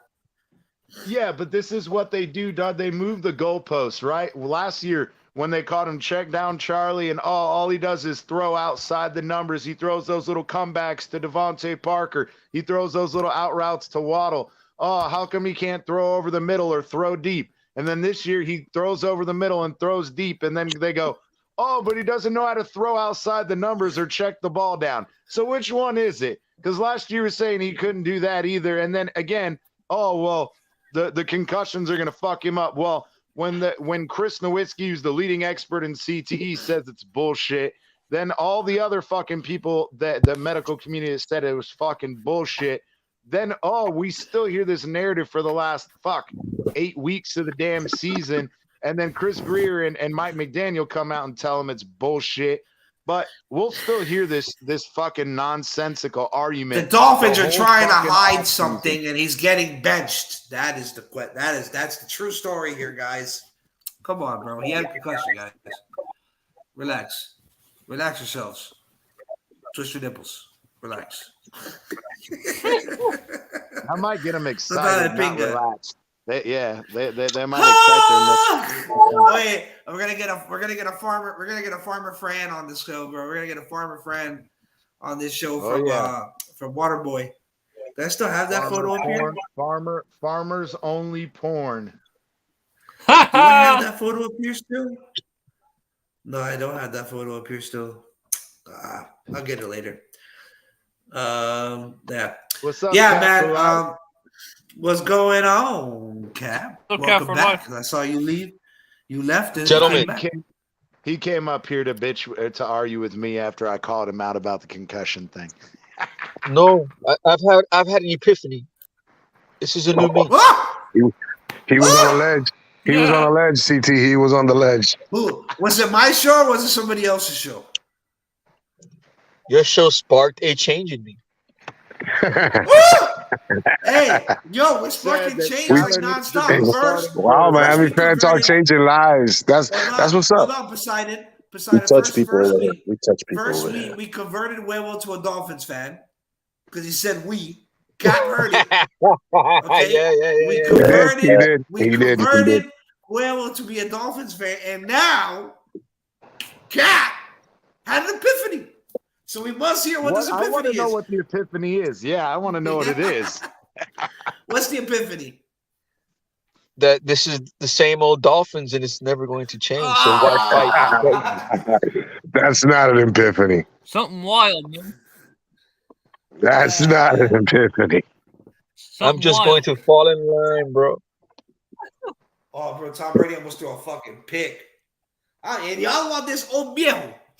Dude, he going to exactly. Mierda. No, I want Tua, bro. What's wrong with you, bro? Come on, dog. How y'all gonna want this? Tua's our guy. I want Tua, but I just want him to stay healthy. I want Tua. If he can stay healthy, then we have a good shot, bro. I want him to have a normal life. I want Tua and Skyler back next year, and I want a fucking veteran quarterback that is not fucking stupid as fuck like Teddy Two Gloves, or someone who's fucking slow as molasses. Gardner Minshew. What about Minshew? Minshew mania. No, he's gonna want. He can take that mustache elsewhere, buddy. He can take that. No, I'm gonna tell you right now. You guys are not gonna like this, and I'm gonna say this right now. Pete said last year that we were gonna get Baker Mayfield, and I see that shit happening more and more. Nah, Tyler Heineke. Oh, Heineke. I don't Nobody think wants they- Baker. And Baker might stay in Los Angeles. Yeah, I think he's gonna Baker get over might there. be a Ram. Back up to He gonna be Stafford. a Ram, yeah, to Stafford. But the player that Poseidon, well, because we went through the list of available free agents next year, and one that sparked, Poseidon's intrigue, who's Poseidon's probably one of his biggest fans, Tyler Heineke. I don't mind Tyler I don't know Heineke. if I don't. Give I him the wouldn't same mind deal it, that you but gave Teddy. Heineke. Give him the same deal you gave Teddy. oh hell no! He'll win There's you There's no way games. I'm He'll win you paying games. fucking veteran quarterback. Heineke will win you games though. This team, fuck that. You give him I'm six He'll sorry. use million his with legs. He uses his incentives. legs, bro. He Six uses his million with legs. incentives. But my thing is the whole point was we sat here and we gave Teddy $6 million. So imagine if when we had a few years ago, what's his name? Matt Moore. It was before Brian. It was the year before Brian Flores when Adam Gase was still here. What's his name? Matt Moore. No. Matt Moore. Yeah. Oh, yeah. We We paid gave him a Matt lot of money. Moore. We only paid him $2.5 million. But he was the that's highest paid backup. He was the highest. Yeah. You paid Cutler $10 million for nothing. Yeah, exactly. But that's what I'm getting He's at. giving is away money over I'd there. rather pay somebody. No, he's not going to blow your ass out of the water, but he's also not going to shit the bed. And $2.5 million is a good fucking deal, and that allows you to spend $3.5 million somewhere the fuck else. Oh wait, like a fucking give another offensive lineman an extra $3 fucking million to come play for us. That'd be great. Well, I suspect they're going to bring in another tackle and a center, and they're going to move Williams, Connor, back to guard where he belongs. I agree, but the thing is we signed Tehran to a 1-year deal. Are we going to get Tehran back again? No, he's we not signed him on a 1 year 3-year, $60 million. Yeah. Oh, it was 3 years. Okay, Oh, who was yeah. the other one? Who Yeah, was the other one that we signed somebody for 1 year? You know what he needs I to think it go? was- I think it At was least Connor today, Williams. he's probably in the surgery room today. I think it was Connor Williams. I think he's talking about the center. I think he's on a 1 year. Maybe. Well, they're going to bring him back for sure. Nah, because we traded for him. There's no way that we traded for him and kept him on a 1-year deal. We must have signed him to a long extension of Gotta some look it sort. up, Big Philly. Right tackles that are available: George Font, Mike McGlinchey, Billy Turner, Jawan James, Jawan Taylor from Jacksonville. He is interesting to pick up Jawan Taylor. If they don't Yeah, but you don't think he's going to want to stay back in Jacksonville? We don't know. David. Take Incognito out of retirement. Get Incognito out of retirement, man. Yeah, give him $10 million like you did him Cutler. Fuck it. We do have Connor Williams for another year next year. He signed a 1-year extension, including the year that he had this year. So we have him next year. So we're good. So then you have David Kissenberry, whatever the fuck his name is, from Buffalo. Josh Wells, Jermaine Ifadei. That's really all I see here. That's decent. Do you bring Ingram back? Because he was a no-show the last couple games. No, you don't bring Ingram back because of the fact that you have Chubbs Bradley and Phillips Chubb, now, and you yep. got Van Ginkel that you can bring back, and then and then you got to see what they do with Flowers if they retain him, because remember he was hurt on IR. Are they going to bring him back? Because they're going to make a choice between him or Ingram. I don't think back. I don't think they bring either of them back, because if they're going to trade Ogba, which I think they're going to try to, bro, at that point you have capital to bring in another guy, because we don't need another Ogba with Jalen Phillips there, with fucking Siler playing and Christian Wilkins playing the way they are. It makes Ogba. Well, we got to pay Wilkins this year, don't we? So we interesting. Do have to give him an extension. Yeah. Interesting, right? So hear me out. So centers that are available next offseason. Okay, so you have Rodney Hudson from the Cardinals, Connor McGovern from the Jets, but then you have Jason Kelsey from the Philadelphia Eagles at 35. I would be more interested in Kelsey. I would be much more interested in Kelsey than the other two because the other two are much older, and no, you don't want to. Dog, they're actually a lot younger. Kelsey's 35, McGovern's 29, and Hudson's 33. Well, Hudson, I was gonna say he was up there too, but I was saying with his Tyler amount, Larson's available. I was trying to say is Jason Kelsey up there in Philadelphia, they ran that outside zone scheme, so he's a good puller. I think that would be a good pickup. That's if he doesn't retire this year too, but after the season, depending on how the season ends. We do have the ability based on the report that if we do some of our cuts, trades, post June cut on Byron, we can get up to 50, 60 million this offseason. And that's without restructures or anything. So there's a lot of young centers, actually this offseason. So how many contracts are we going to be able to get off of our plates this year? Well, that's what I was getting. Greer today in his conference said it. He said there's a lot of flexibility in our cap because he was asked specifically about us not having a lot of cap going into the offseason. And he said it. The way we have these things done, we have the opportunity for trades, for restructures and shit like that. So I guess for me, even though I'm not particularly thrilled with Greer's drafting of offensive linemen and whatever, if he can figure this shit out and give us some money to make some moves, we shall see, bro, because there are guys to be had out there this season or this off season. But Christian Wilkins has to be our number one fucking priority, period. I agree. I agree. That should be the number one. They're going to retain him. Yeah, they got to. Thing is how much is he going to ask for? And I mean, I get it. I don't think he's giving you a home fucking growth discount. Remember, it's his first contract. His first. Exactly, and so this is where he's out of his rookie contract, so he's going to ask for money.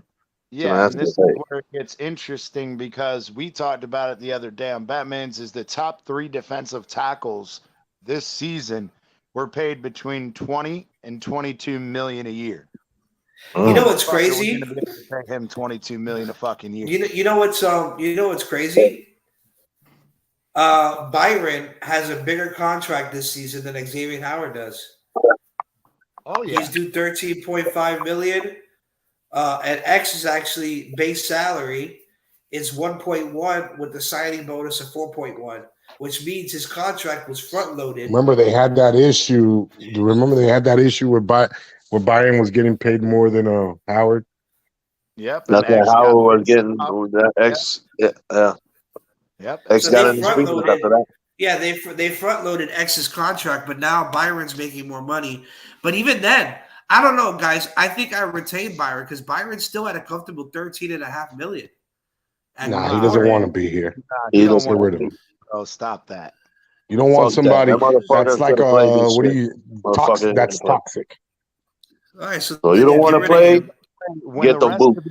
Get the boots. The rest of the fucking team knows that you should have been back in the preseason, and then it magically took you all year. And then the only rumbling we ever heard of him possibly coming back was when we were 8-3, and he thought we were going to walk into the fucking playoffs. Right? Yeah, it was right. Well, it was a couple games after the bye because they originally said he might come back after the bye, and then he didn't. And then they were like, "Oh, it may be a couple more weeks." But then we lost those 2 games, and he's like, "You know what? Fuck it. If we don't make it to the playoffs, fuck it. I'm not playing. Fuck this." Which is, again, bro, your teammates see that shit. They're out here putting their body on the line, and I get what you're saying, Big Philly.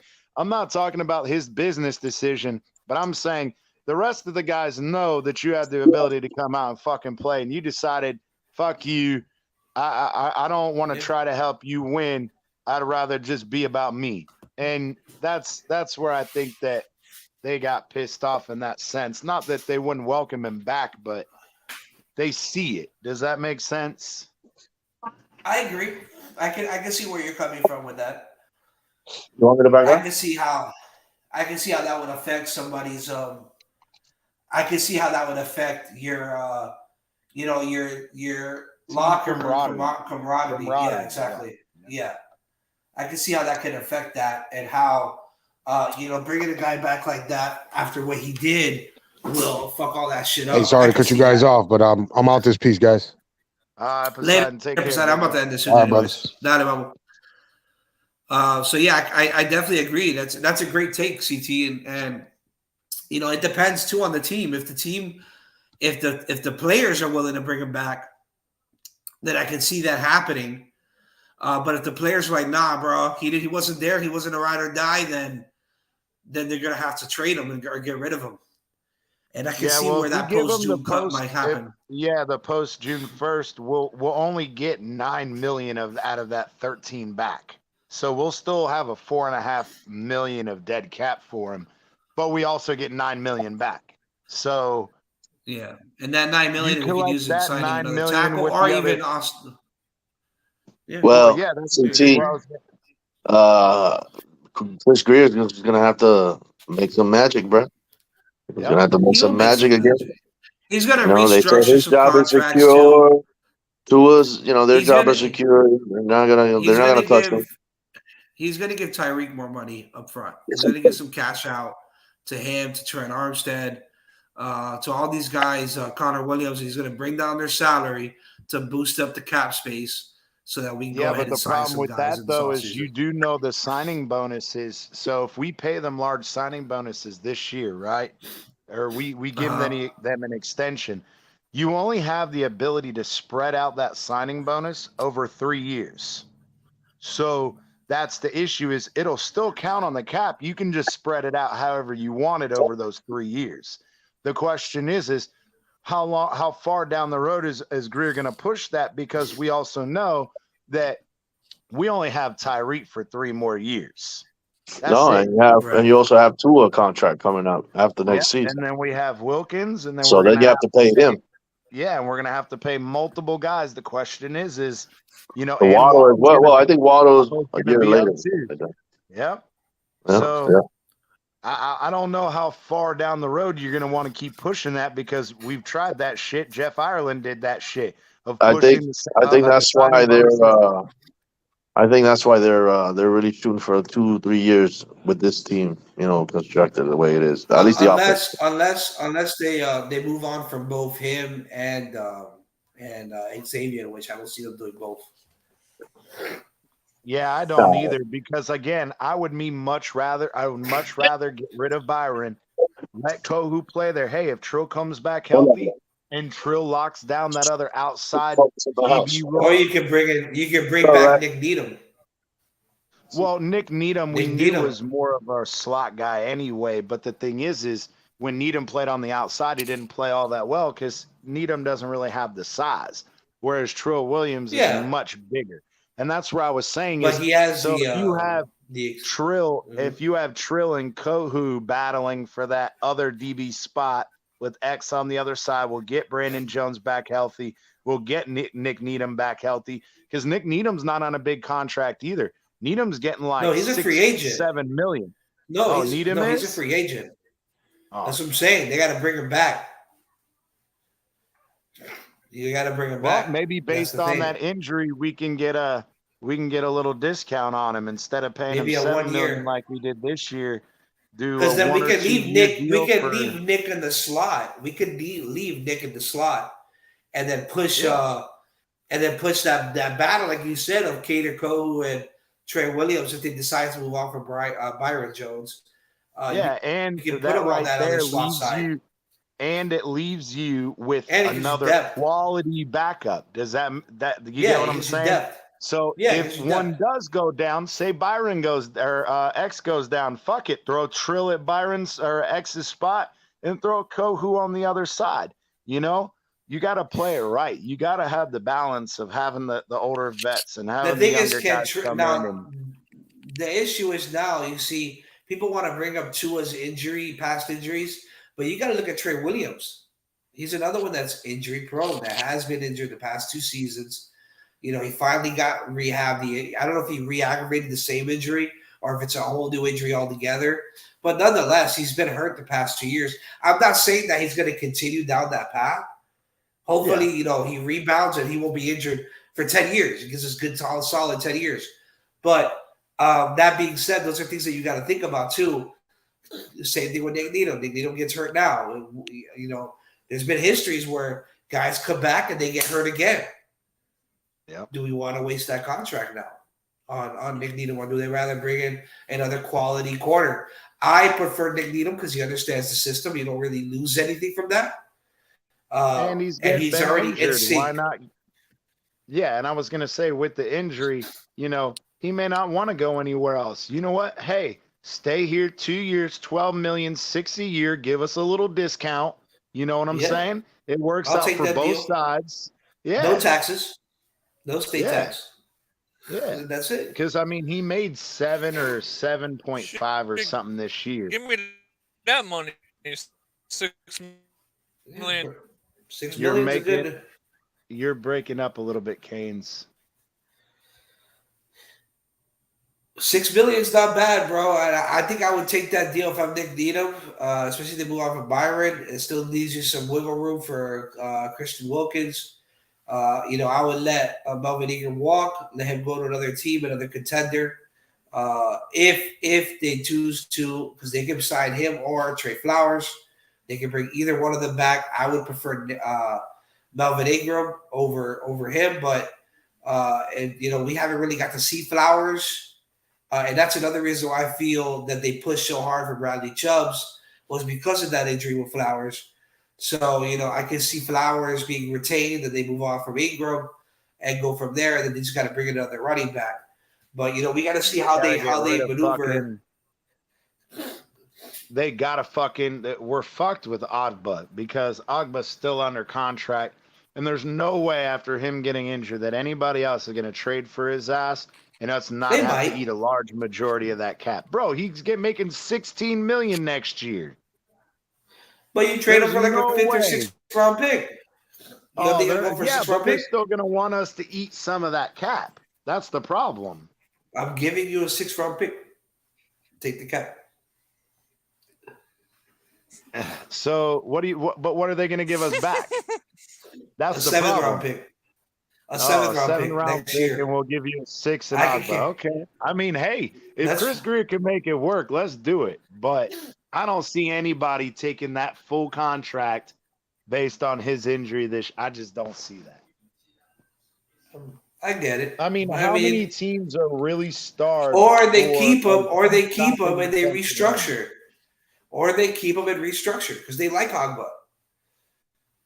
I don't. They restructure his contract. All we know is he can stop the run. He doesn't do shit in the and pass defense. But that's what they need him for. That's why they like him.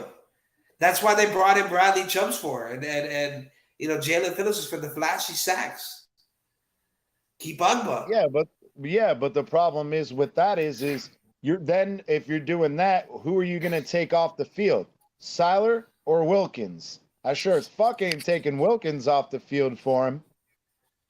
You're rotating him anyways with Roquan Davis, so you can put him with Davis, pair him with Davis.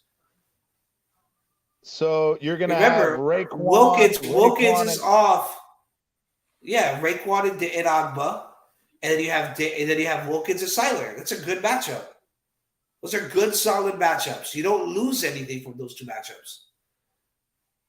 You do, because every time Ogba's on the field, you don't get pass rush from both sides. You're going to get it from one side. But you get protection against the run, which is what we were weak at. Yeah, but the only reason that we've had a much better run defense this year is nobody else. No one except Christian Wilkins and Christian Wilkins alone. Christian Wilkins was so fucking dominant in the middle of this year. That's the reason why we stopped the run. Our linebackers still couldn't tackle to save their fucking lives. Our defensive ends got washed up. Now Ogba's gotten Phillips has gotten much better in the run game. But, bro, Christian Wilkins single-handedly fucking stopped the run this year. Yeah, I can say Seiler had some help with that too, and a couple other guys, but yeah, I agree. But then again, when did Ogba go out? The 2nd game of the year? So I mean, we really don't know. He went out second game. He was injured for 2 weeks. He came back. He tried to come back, and then he got re-injured. Remember? Yeah, they went on IR. Because he Yeah, had they the went on original IR back. after He that. had the original back injury. They gave him 2 weeks off. He tried to come back. He got injured again in that next game. It was the 4th or 5th game that he got re-injured, and then we put him on IR. Yeah, they let him sit. Well, Yeah, so that's so what I'm saying. Like, we don't know. For We don't know $16 what his fucking million, capability would have we're been. gonna be paying him $16 million. Yeah, but next he at year. least came. But at least he tried to come back. You know, unlike some people. I mean, But at least he I tried give to him come back. credit. Fuck, Byron Jones didn't try to come back. He wanted to Neither play. fucking Will Fuller. So I give the guy the credit for trying. But I'm saying that I feel like with the emergence of Siler, Christian Wilkins, Raekwon Davis, I think it kind of makes that 16 million obsolete. If we can get rid of that 16 million hit, I would rather take that 16 million. Say we get it back up for 2.5. We save that other 4 million. That's fucking right there. That's $20 million. You can go out and fucking get, 2 starting quality, fucking 1 starting, a rotational guy, upgrade at running back, and possibly even a fucking center for that same goddamn $20 million. Or they restructure. I mean, yeah, he could, but and they can is he open going to up be the willing cap to space that way. restructure and make like $6 million a year? What would be his options if he left? We can't cut him. He's not. Because if we cut Remember. No, that's what I'm saying. If we restructure him, we open up the cap and he stays here. And he's still getting paid the same amount of money. He's just going to get restructured somehow. It's either going to get backloaded or they're going to pay him up front to open up the cap. But the thing is we don't have the money to pay him up front. That's the issue. They better find it. The money guy will find it. Oh, okay. The money guy will Money find guy. the money. The money guy will find it so that we can pay him and we can bring back Wilkins. Hey, I wanted to say this on that joke. You guys know those big leaf vacuums and shit when they have like those big leaf cleanups and shit? They got like 20 guys with fucking blowers or whatever. Yeah. The guy's like, and my mom told me money didn't grow on trees as he's vacuuming up leaves. And then he shows the final invoice of them making $2,800 on fucking cleaning up leaves on a 2-acre property. But he does grow on trees, ladies and gentlemen. If y'all didn't know, it grows on trees. You just got to find it. Hey, the same shit during Irma here in Miami. You know how much they were paid to remove those trees off the ground? Bro, a lot.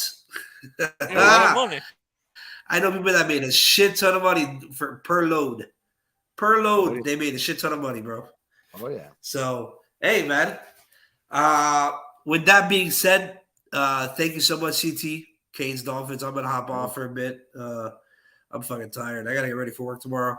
All the guys, DTA, Cap for Life, obviously my panel, Poseidon, Willie Beeman, Werewolf for coming on. Ian Baller. I haven't seen Ian Baller in 15 years, 2 months, and 5 days of counting. I would like for him to be on the show a little more. But yeah, right, Ian Baller, thank you for coming, making a quick presence, a quick, nice couple comments. Y'all have a great night. We have a great off season ahead of us, guys. I know it sucks, but hey, we gonna get through it. We'll be on there next season, and hopefully, we'll get our first playoff dub since 2000. All right, hey man, y'all have a great night. Tune in Friday night for playoff pregame again because we do cover all 32 teams. And probably some news here with the NHL and MLB. Obviously, the season's starting up soon. And with that said, for those of you guys who wanted Tom Brady just threw a pick in the end zone in the red zone in the second quarter. Good luck, Miami. Y'all have a great night, ladies and gentlemen. Gerardo.